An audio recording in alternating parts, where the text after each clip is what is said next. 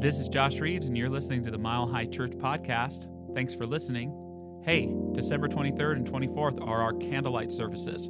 They are inspiring, revelatory, and give you a sense of hope for yourself and humanity. And I don't know about you, but I sure do need it.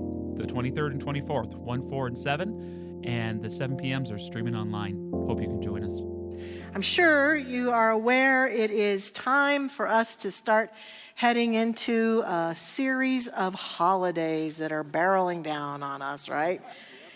And I'm calling my message today, Season of Light, Rites of Passage, because today I think you can think of me like a Hallmark Christmas movie barreling down on you with, and I have another fangirl right here in the front row, so she and I are going to be probably having some conversations, but I'm barreling down with like the love and the magic and the joy and an invitation to really walk across the threshold of time into the season with a level of awakeness and intentionality and power. This is, for those of you watching online, it's the Sunday before the Thanksgiving holiday here in the U.S., and I love what Johnny Carson quipped about Thanksgiving. He said, Thanksgiving is an emotional holiday. People travel thousands of miles to be with people they only see once a year and then discover once a year is way too often. So some of us may be heading into that here in the next few days. And we're a full-service spiritual community, and we want to support all of us, whether we're heading into something like that or going to be by ourselves or going off with family of choice or whatever it is that we're doing, to do that with awakenedness. And then we've got this whole list of holidays in our little booklet that are coming up for us to celebrate. One of my favorites is the family Christmas, like the child in me. I don't have a little child anymore, but the child in me just adores that holiday, that celebration. And Santa is going to be here, and that's awesome. I'm a little bit upset, though, that the marketing team did forget a few really important international holidays that I wish they would have included. The first one is Dr. Patty and my birthday. They're not in there, you know. And I'm trusting y'all are going to be celebrating those for sure, no matter what. I think Bijou has a birthday too, so they got to up their game a little bit. I don't know. I might ask them to reprint the whole book. We'll just have to see. Yeah. They also forgot some other ones, like Hanukkah is later on in December this year, and Kwanzaa, Boxing Day, New Year's, all sorts of things for us to face together. And I know that some of us are probably kind of excited about it, and others of us are probably kind of dreading it. Like, oh gosh.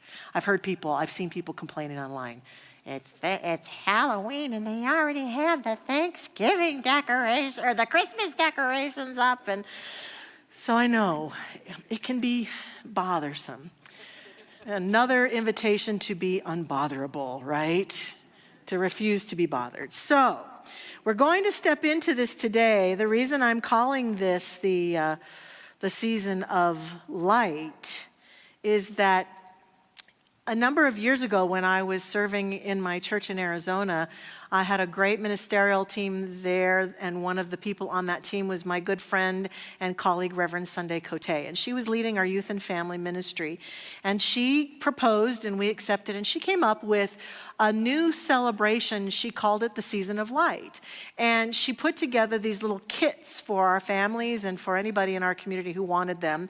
And if I remember right, it had a little wreath in it, and then different symbols that we could use almost like an advent calendar for the weeks before Christmas, and little rituals, prayer rituals, and little things we could do as a family to place those symbols on our wreath each year or each week. And it was very symbolic of our faith tradition of science, mind, and spirit, the symbol of our teaching and some other things that represented what we tend to practice here, and yet had an interfaith element to it that was very lovely. And it became a favorite new tradition for many people in our community in Arizona. And in fact, a number of communities beyond our church took on the celebration, and it became a favorite tradition of our little family. And I remember thinking, wow, I've been doing the same thing with the same people in the same way for a number of these holidays over and over. And this really expanded my sense of the meaning of the holiday for myself. And isn't that what they call insanity? Like doing the same thing over and over, expecting different results. Sometimes feeling as though I had a good holiday season, other times feeling disappointed. But I was doing the same thing and even sometimes expecting people to do the same thing. And if they fell out of the tradition, then I'd get mad at them for being untraditional or stepping outside of the box of the traditions that we've always done as a family since 1855. We have, whatever it might be, right?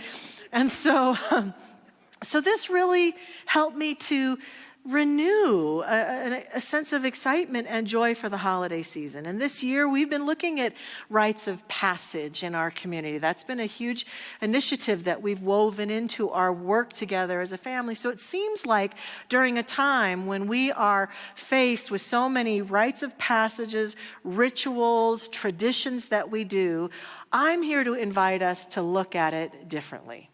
Now, before you shut down completely on me or try to think, oh, this is another one of Dr. Michelle's trite conversations about the holiday season, I'm just going to take a nap here.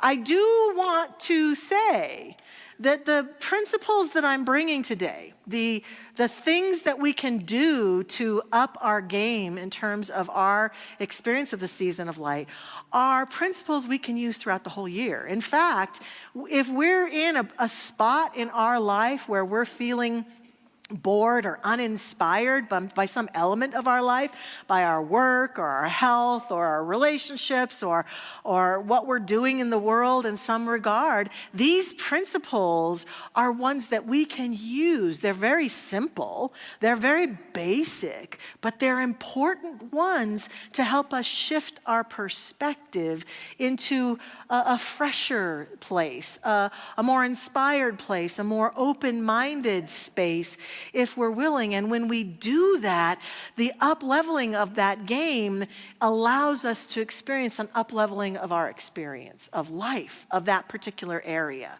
So whether you feel you need this kind of an inspiration now or not, it's a good time to remember these principles. And I would also argue that this time of year is a great time of year to practice these simple techniques with regards to the holiday or anything, because the focus during a season like this, just think about this. We believe in our teaching of the connectedness of all beings everywhere. And on Thursday, a huge number of those living in the U.S. and around the world are going to be focused on something we call Thanksgiving. They're going to be focused on gratitude. It's almost like the wave of energy that is available to humanity to transform our life through acts of gratitude and energies of gratitude. The level of that, the vibration of that goes up 100-fold on a day like Thanksgiving Day. And if you want to ride the wave, you got to wake up and do it consciously. You can't be asleep. And that's what some of us do. That's our strategy for the holiday, right? Well, I'm kind of cynical about it. It's not been good for me. I haven't enjoyed it. I don't want to do it. I don't want to meet the expectations. Here's my strategy. I'm out. I'm just going to stay home. I'm just going to not do anything. Now, I've had a few holidays back when I was single and Thanksgiving and busy in ministry, and I didn't have a lot of friends or family around me, where staying at home by myself was a very good choice. But it wasn't out of a curmudgeoniness. Is that even a word? It wasn't out of that sense of anger or frustration or resentment about the holiday. It was a matter of self-care. That's a completely different choice. So let's talk about that. What are the principles that we can begin to use to change our experience of anything, but especially this time of year, and really ride some of the waves of energy that are on approach for these things called holidays? The first one is very simple. We talk about it all the time here. Expand your mind. Be willing to expand the mind, open the heart. So often when it comes to these holidays that approach, we get stuck in the past. We get stuck in the past of how it's always been, and it's kind of dissatisfying. Or we get stuck in the past of wishing it could be the same as it was last year when blah, blah, blah, blah, blah. Oftentimes, this is a big, huge issue that we humans have got to face and deal with. We have got to stop letting the world of effects determine how we feel and approach things. And rather, what our teaching says is that when you change the way you feel about things, when you change the way you look at things, the things you look at change. Wayne Dyer stood on this stage and said that to us so many times. When you change the way you look at things, the things you look at change. And so being stuck in the past doesn't serve us for creating new potentials in our life. And even if we're experiencing pain, we don't believe here, like Cody just sang about, we don't believe that if we've had pain in the past, or it's been a painful year for us, or we're in grief or a sense of loss about a loved one who's not going to be here, or about a situation that's not as we would like it, and we're kind of struggling with facing the holidays. It's not that we suggest a spiritual bypass where we just say, it's all good, I'll just put on a happy face and smile. But there are ways between saying, I'm just going to be sad and depressed and disconnected for the holidays, or I'm just going to pretend that everything's fine. What's in the middle can be very mind expansive. Think outside the box for how we can see things differently. So we can transcend our pain and include it even in our celebration as a rite of passage that can help our healing journey.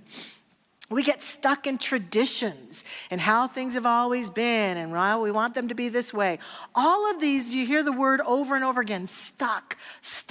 To get beyond that stuckness requires expanding our mind, seeing it differently, seeing a possibility, being open to it, and experiencing something new. My husband Ken and I had a wonderful experience recently where we got to do just this. We have a good friend. I've talked about him here before. His name is Ted Taquichi, and Ted is a photographer. However, he's also legally blind. And he calls himself a blind photographer with big vision. Talk about not letting your circumstances keep you from doing what you love and what you're passionate about. And this past year, through some work that Ted and his beautiful wife Carrie have been doing together, they have taken some of Ted's beautiful artwork, some of his landscape photographs he's gone and taken specifically for this purpose, and he's been working on a patented process that he's creating where he can create a somewhat of a 3D version of these landscapes that people who are blind or sight impaired can experience the art through touch. So a number of weeks ago, his beautiful wife, Carrie, had to be away, and so Ken and I volunteered to go with Ted to this conference for the blind where he was putting his artwork out in the exhibit hall, and we were his volunteers in the exhibit hall. And sure enough, pretty soon there's a break and it's time for the exhibit halls to be open, and all these beautiful blind people come wandering into the space. They're so courageous. They're walking around in a hotel all by themselves, don't know their way around, finding their way around. They come up to the tables. There's all these different things that they can experience that are mostly tactile experiences. And they come up to our table, and they're standing there before Ted's beautiful photographs, and he's got a QR code where someone could listen to a description of the art they're hearing, or he's got some braille that people could feel. But then there's the version of the print where a person can touch it and experience it. And I stood there. Our job was to guide people's hands to the artwork. So here we are, standing there, and I'm taking this person's hand and putting it on the photo of the Golden Gate Bridge. And I'm describing what they're feeling. Right now, you're touching the shore that's around the shoreline of the bridge. And oh yes, as you move this direction, those are the Presidio buildings that are just below the bridge. And as their hand moves up, yeah, that's the span of the bridge. And you see the look on their face. If you could have that emoji, you know that one where the mind goes. Some of them, they'd never seen the Golden Gate Bridge before. And they're seeing it for the first time. Others of them had seen it with their eyes in their lifetime, but since losing their sight, they couldn't see it, and they were remembering, and their hearts were so open, and they were so amazed. They were so amazed that many of them were trying to buy the artwork. And Ted's not ready to sell the artwork. He will be eventually, but the thing that touched me, I'm standing there watching these people cry as they're seeing things like this, beautiful scenes that Ted has created for the first time, and I'm watching them see them for the first time. And thinking, this is how life can be. For most of us, the places where we're disgruntled, we're unhappy, we feel disconnected, unsure, we're just not seeing it. We're not seeing the deeper truths that are there. And for people who, like for me, I'm looking at the print and I'm touching Ted's versions and I'm going, well, that's kind of cool. But I know for a person who does not have sight, their other senses are stronger. And so to feel those prints, it means that they're seeing it. I used to love how the great author and speaker, teacher Jean Houston would play with our senses, and she would say things about mixing up the senses on purpose. She would say, what would a Thanksgiving turkey smell like through your ears? Or what would a painting look like if you could smell it with your nose? Like, she would mix the senses up, very likely to invite us to have that same kind of experience that people were having that day with these paintings. It changed my life, and it will be with me forever. And what I know now is that when I'm facing something that seems tough, I know through watching those beautiful blind people that I need to expand my mind.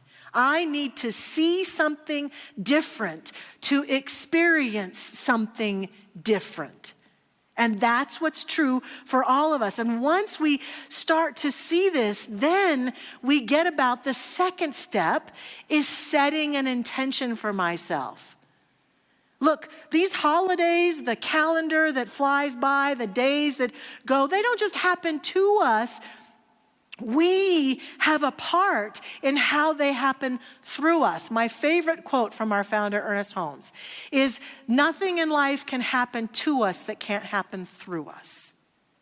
So our choosing right now to set an intention for ourselves, for our Thanksgiving, to set an intention for whatever holidays we're celebrating, that's allowing life to happen through us. Otherwise, we're designing our holidays by default versus by choice.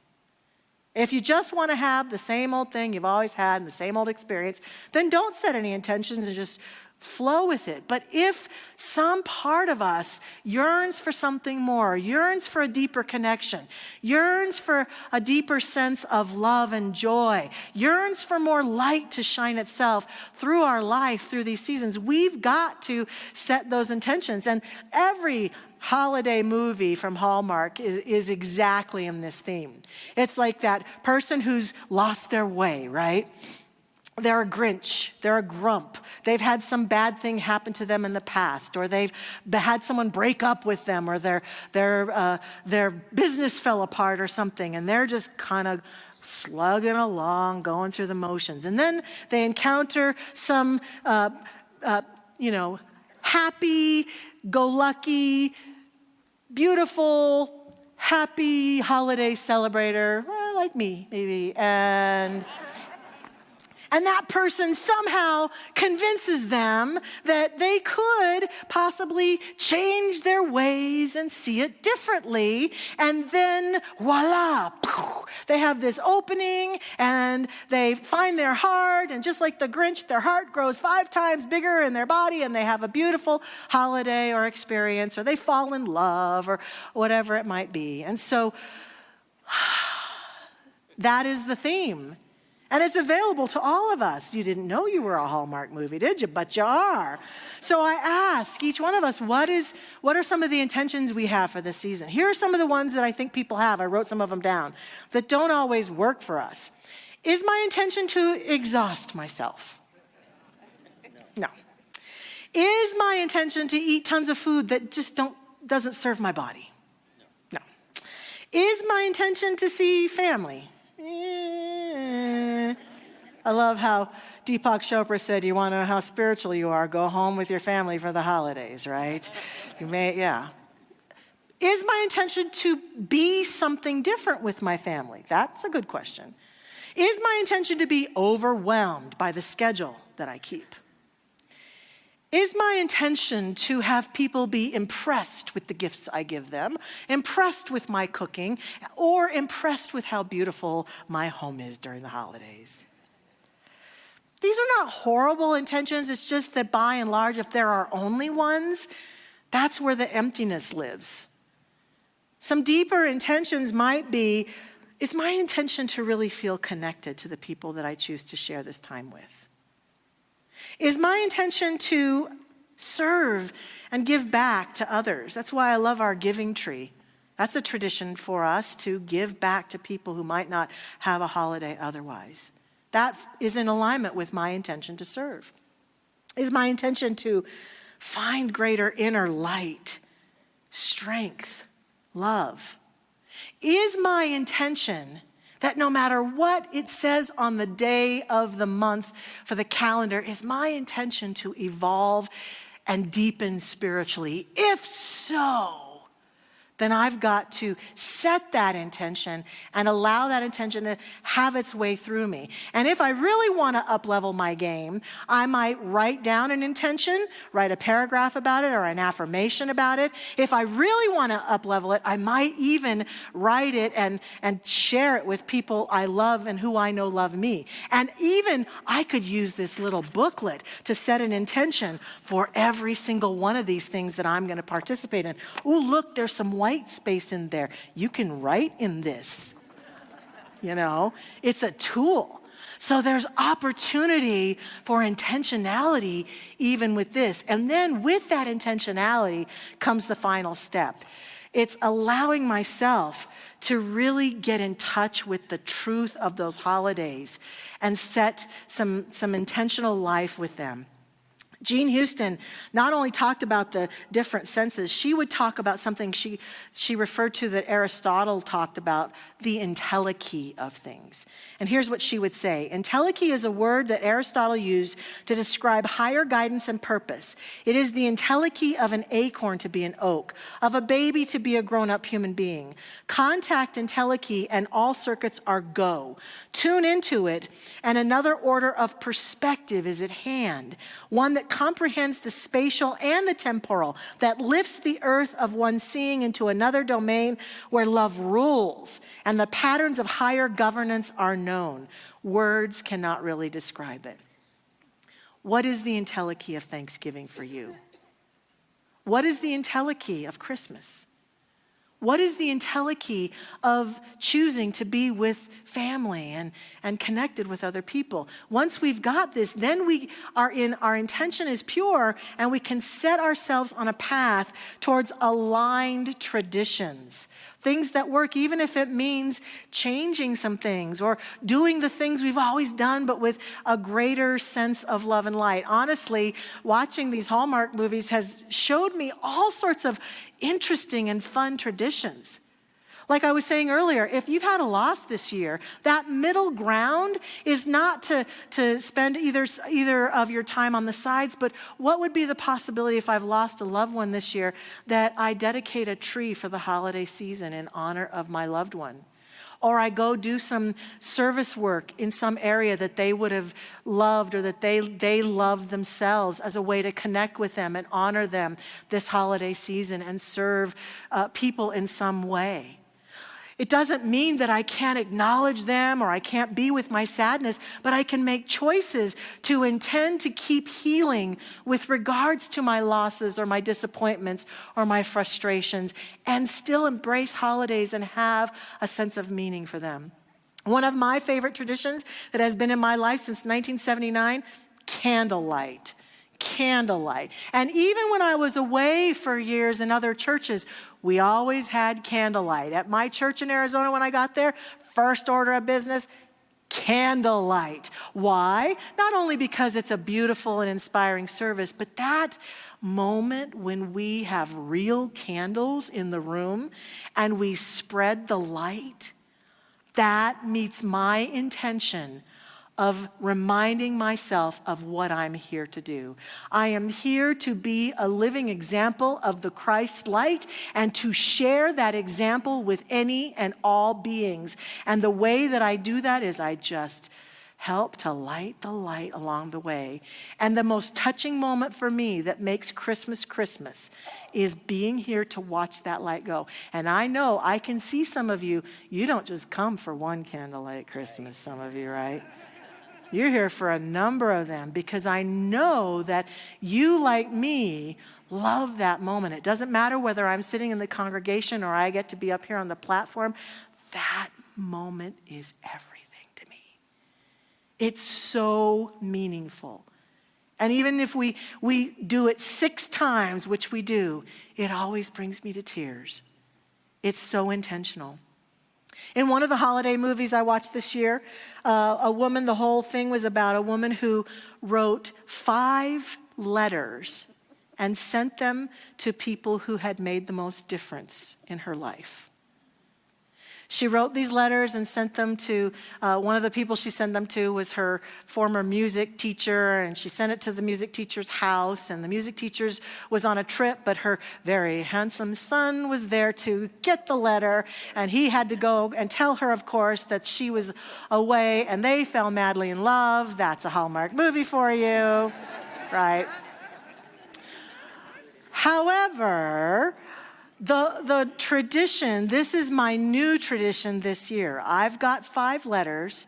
I've got 5 people in mind.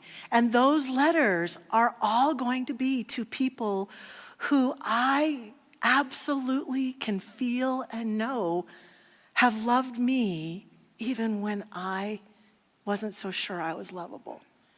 People who've believed in me even when I had a hard time believing in myself. And I want them to know that I'm grateful for their faith and I'm grateful for their love.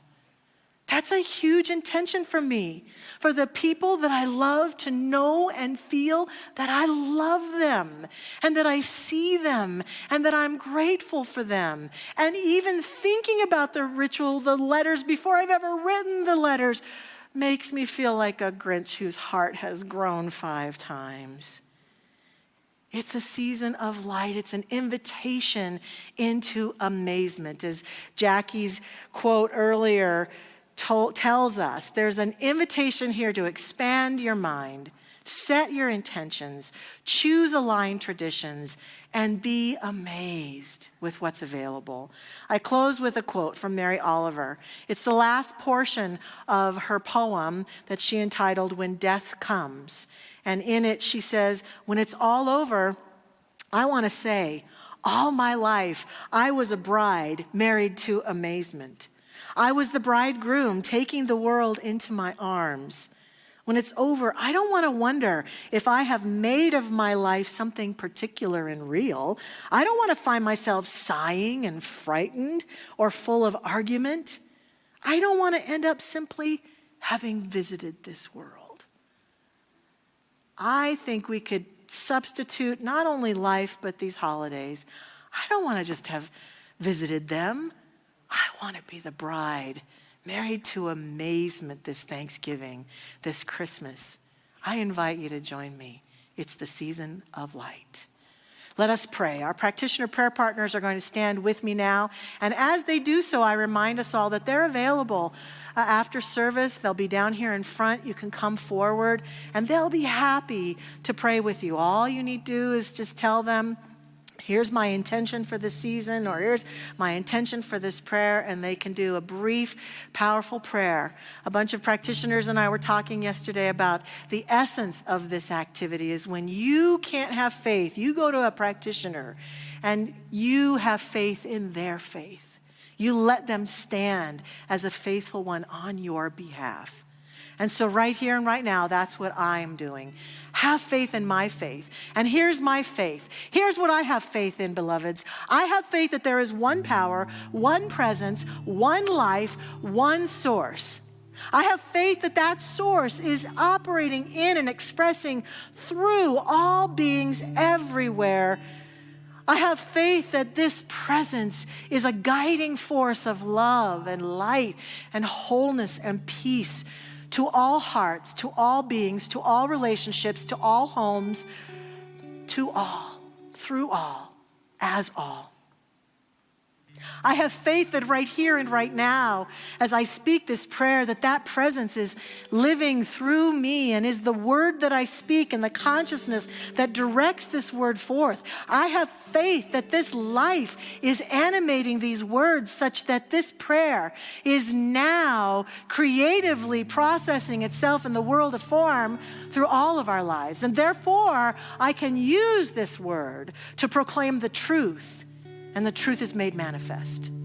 And I accept and affirm that we go forth through the doorway into this holiday season with intentionality, with light and love, with new traditions and ideas that help us to move through and dance with and process and be with and celebrate and cry tears of joy and cry the tears of sadness and be awakened in our heart and in our light and in our life such that this holiday season is a beautiful, beautiful rite of passage for each of us.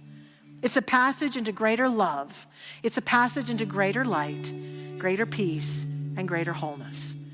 I'm so grateful to accept this and affirm this. So grateful that this is so in our lives right now, and so confident that it is true that I simply now release this prayer into the action of that law that makes it so. I let it be, I let it go, and so it is. Amen. Thanks for listening to the Mile High Church podcast. This podcast is made possible by the generous contributions from listeners like you. To make a donation, please visit milehighchurch.org.